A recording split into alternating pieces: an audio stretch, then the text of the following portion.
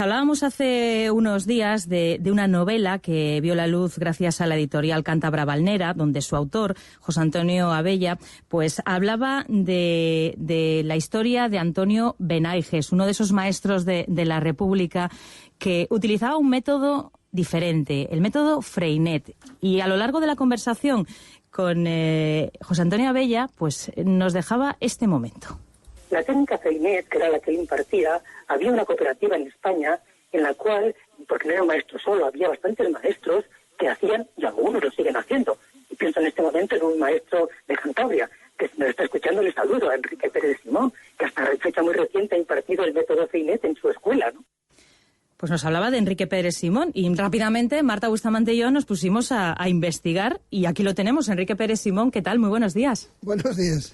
El método Freinet, nos hablaba José Antonio de ese método y nos decía que hasta hace poco impartía, bueno, lo impartía hasta hace poco porque usted ya está jubilado, ¿no? Sí, hace ya 13 años ya, o sea que... Hasta hace poco relativamente. Sí, lo que pasa es que José Antonio sabe que nosotros seguimos, aunque no lo impartamos en clase, pero seguimos trabajando por la difusión de una pedagogía diferente, claro. Explíquenos en qué consiste y cómo, porque hablábamos con él de ese método en aquel momento histórico en la República y en un grupo de profesores que trataban de revolucionar lo que era en ese momento la enseñanza. Pero hoy en día, ¿cómo se desarrolla el método Freinet? Bueno, primero hay que aclarar una cuestión que José Antonio, lógicamente, no... el método Freinet no existe, ¿no? No es un corpus que se empiece en el A y se termine en la Z y ninguna autoridad académica certifique, ¿no? No se hace Freinet porque tengas que seguir unas normas determinadas y si no las cumples, no. Hablamos de pedagogía Freinet y fundamentalmente desde el punto de vista más vulgar de las técnicas Freinet. Y cuando hablamos de pedagogía Freinet hablamos de la idea, de unas grandes ideas, ¿no? Que aclaro que desarrollaron a partir de los años 20 hasta su muerte el matrimonio, Celestin Freinet, que es el que aparece siempre en todos los libros, pero no hay que olvidar que estuvo siempre, incluso cuando él murió, la divulgadora fue Elise Freinet, su compañera, su mujer, ¿no? Entonces, esas ideas serían, por ejemplo, el respeto a la igualdad que tiene que haber entre todos los miembros de una comunidad educativa. O la cooperación absolutamente imprescindible, tanto entre el profesorado, para poder trabajar en un trabajo mínimamente serio y eficaz, como, y esto es muy importante, entre el propio alumnado, ¿no? Y luego ahí, para poder desarrollar estas ideas, hay Freinet, eso sí que es una autoría clara. Freinet lo que crea, a partir de los 30, más o menos, una serie de lo que se llaman las técnicas Freinet, que son las que ayudan, colaboran y permiten o favorecen el llevar a efecto estas ideas grandes, madres de la pedagogía Freinet. Eso es lo que entendemos como una pedagogía Freinet. Son líneas muy anchas las que nos está dando. Sí. Claro, si le pedimos un ejemplo, sí, claro, entiendo que es complicado, pero vamos, claro, el respeto, es que la colaboración, claro, engloba muchas cosas, ¿no? Pero... Es que la educación, la enseñanza, la educación es algo global. La enseñanza, la educación no se da de 9 a 1 y de 3 a 7, y dentro de las aulas la educación, la cultura, la enseñanza es consustancial al ser humano y se da en todos los ámbitos. Una pedagogía que se dedique, que su idea sea el desarrollo integral de los niños y de las niñas, no puede quedarse en meras títulos de fichas, ¿no? Porque lo acortaríamos. Ahora bien, esto que son las ideas madres, luego hay una plasmación en las aulas, eso es lógico, ¿no? Entonces, en la plasmación de las aulas es lo que Freinet organiza y seguimos trabajando en ello como las técnicas Freinet. Pero también hay que aclarar que las técnicas Freinet no son permanentes ni inalterables. La técnica Freinet por excelencia, desde el punto de vista propagandístico, es la imprenta escolar. Porque Freinet, en el año 29, creo que es la primera vez, lleva una imprenta a la escuela, a su escuela, con una idea clara, y es dar voz a su alumnado. Y en ese momento el periódico era un elemento fundamental para poder desarrollar las ideas, para poder plasmar las ideas, para poder llegar a más gente. Por eso, una de las técnicas fundamentales a partir de la imprenta es, o para qué es la imprenta, es para crear el periódico con textos libres, con dibujos, con investigaciones. Y la idea de enviárselo primero a las familias y luego a otras personas, a otros colectivos, a otras escuelas, a través de otra técnica fundamental que sería la correspondencia escolar, con el fin de no quedarse uno en su aula, sino sacar la escuela a la vida y que entre la vida a la escuela.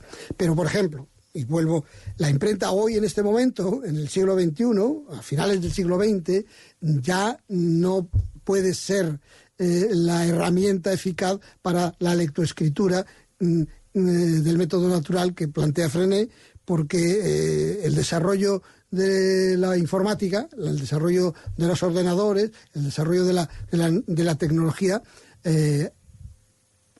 nos ha permitido, nos ha puesto a nuestra disposición herramientas muchísimo más eficaces a la hora de la difusión, a la hora de la conexión con otras personas, con otros centros. O sea, quiere decir que no hay nada sagrado.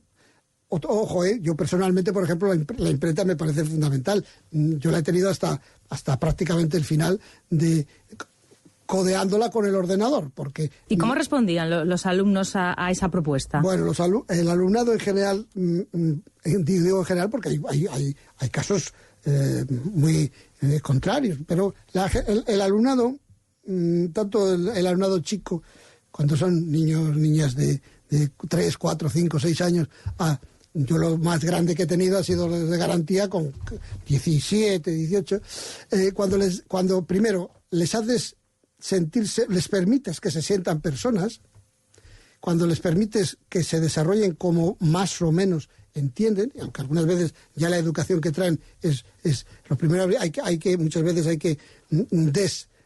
que sacarlo, ¿no? Francamente, la respuesta es automáticamente positiva, ¿no?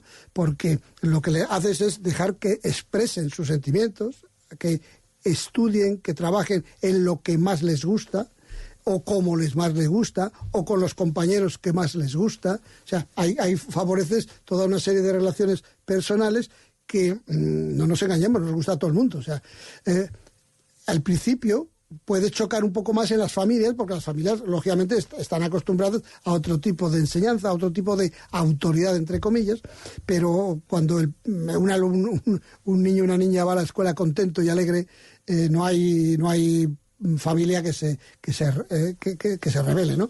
Y otro de los problemas, en algunos casos con grandes problemas y en otros no, son la autoridad competente, ¿no?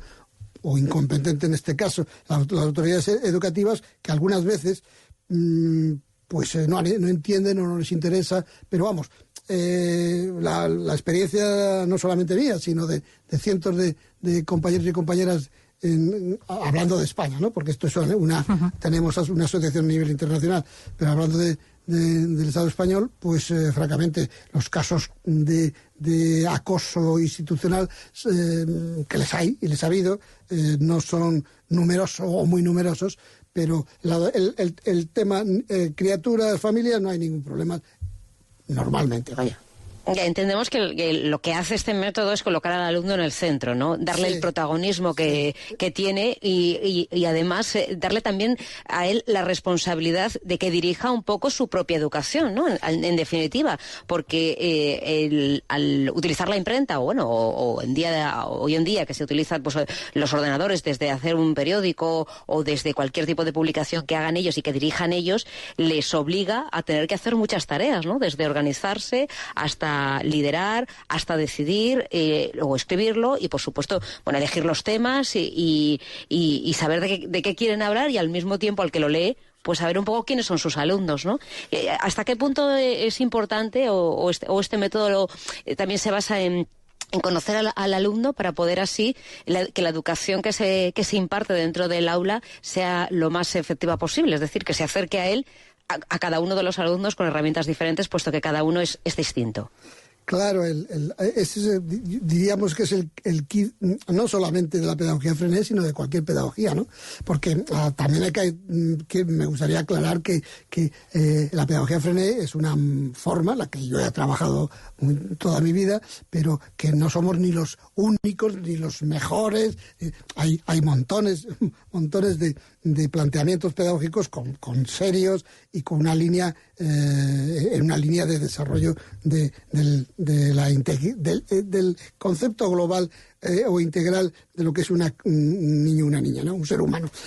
Nosotros somos la gente que ahora mismo en España la asociación se llama Movimiento Cooperativo de Escuela Popular, MECEP, desde el año 69. Aclaro que la primera reunión después de la guerra de la guerra mundial española, de la guerra civil española, se hizo en Santander en el año 69. No es por nada, ¿verdad? No es por nada, pero ahí está. Sí, tuve la suerte de estar en ella, o sea que era muy jovencito. Hemos organizado hace 2 años en Bañuelos de Bureba, precisamente, en la escuela que lleva la Asociación de Escuela Benaigues, una reunión, una magna reunión para conmemorar los 50 años, a la que pudimos asistir un buen número de los más o menos 50 que estuvimos en Santander. Exactamente, una de las bases que Freinet escribió sobre cómo tenía que ser la escuela popular, que era la que nosotros defendemos, el número 2, por poner como dígito, es la escuela centrada en el alumnado. O sea, exactamente, la escuela tiene que estar, toda la escuela, desde el edificio. Ahí es muy importante claro, y me acuerdo, Tonucci, que habla de la ciudad, la de la ciudad como entorno educativo. Tonucci ha sido un compañero nuestro en el MICI, en el Movimiento de Cooperación Italiana, y el planteamiento es que la educación no puede estar, no se desarrolla si se limita a la escuela, a las paredes del aula o a las paredes de la casa, que es el centro neurálgico de cualquier educación de una criatura, ¿no? Entonces, es verdad que esto hace, volviendo con lo que tú planteabas, que es muy, muy importante y serio, es que tenemos que desarrollar la responsabilidad de los niños y las niñas para que todo ese aprendizaje sea, lógicamente, adecuado, correcto, que avance, porque si no estaríamos ayudándole. Claro, no se trata de convertir al niño en protagonista, pero en un protagonista infantil y sin responsabilidad. Exactamente, no. Hay una serie, por ejemplo, una de las técnicas en este tema más curiosa sería los planes de trabajo. O sea, en las escuelas, en las clases que trabajamos con estas ideas, cada persona, cada niño o niña tiene su plan de trabajo negociado colectivamente. Algunos planes son colectivos o de grupo, de equipo, pero hay un plan de trabajo que no es el mismo, ni mucho menos para cada individuo, cada grupo, y lo que ¿sí? Claro, porque... pues eso sí que es interesante, porque eso no se aplica en otros métodos. Bueno, esa es la diferencia de ser método a no serlo, ¿no? No, claro, es que los niños, las niñas, no hay ninguno igual. Tienen el mismo proceso de desarrollo, podrán tener los mismos años y medir la misma altura, pero... Pero eso es algo que ocurre ahora en la mayoría de los centros educativos. Los objetivos son los mismos para todos. Ese es el gran error, el gran daño que hacen las leyes educativas que tienen, no en este país, sino en todos los países del mundo, ¿no? Que a veces sorprende, porque no se trata de que no adquieran esos conocimientos, pero ¿por qué tienen que adquirirlos en un momento determinado? Exactamente, en el mismo momento. En ese terreno, ya aprovecho estamos en un momento de recesión, de retroceso histórico en nuestro país, en España, en el desarrollo evolutivo de la educación. O sea, ahora mismo... hasta la década de los 90 finales, la infantil en nuestro país era una de los más importantes etapas, con un avance impresionante, y se ha normalizado, se ha legislado, se ha homogeneizado y como se llama ahora, se ha hecho primaria, ¿no? Aunque sean de 3 años. Y la primaria se ha bachillerizado, ¿no? Se ha secundarizado. O sea, vamos en una progresión al contrario, ¿no? Y por eso, precisamente porque se fijan las mismas metas y en el mismo tiempo, porque a lo mejor la meta podría ser discutible, pero el proceso para llegar al final de una meta, una persona puede necesitar media hora y la otra puede hacerlo en 30 segundos o 30 minutos, es lo mismo, en un cuarto de hora. Claro, porque cada uno corremos a una velocidad. Lo importante no es el tiempo que nos lleve, sino llegar y además una cosa, llegar bien, llegar feliz. O sea, no se puede ir a la escuela a sufrir o llevar el sufrimiento a las casas con esa aberración histórica que son los deberes, ¿no? O sea, a la escuela, a la enseñanza, hay que ir a ser felices, porque la edad en la que tenemos a los niños y a las niñas hasta secundaria es la edad primero de la infancia y luego de la prepubertad, es la idea de desarrollar lo más íntimo, lo más bonito del ser humano, que luego ya habrá tiempo para el trabajo, para las responsabilidades, y entonces este funcionamiento actual, desde luego, es una locura. Y vamos, desgraciadamente, por lo menos yo en mi historia pedagógica, vamos a peor. Lamentablemente no tenemos tiempo para más. Es un tema apasionante, el tema de la educación, y efectivamente despierta pues eso, muchas dudas y mucho interés, obviamente, por todo lo que nos jugamos en ello. Enrique Pérez Simón, un placer haberle conocido, y desde luego son todos reflexiones que nos hacen una idea de lo complicado de una materia como esta y tan fundamental. Claro está. Lo dicho, gracias por acompañarnos. Un saludo. Vale, gracias a vosotros por dejarme hablar de lo que me interesa.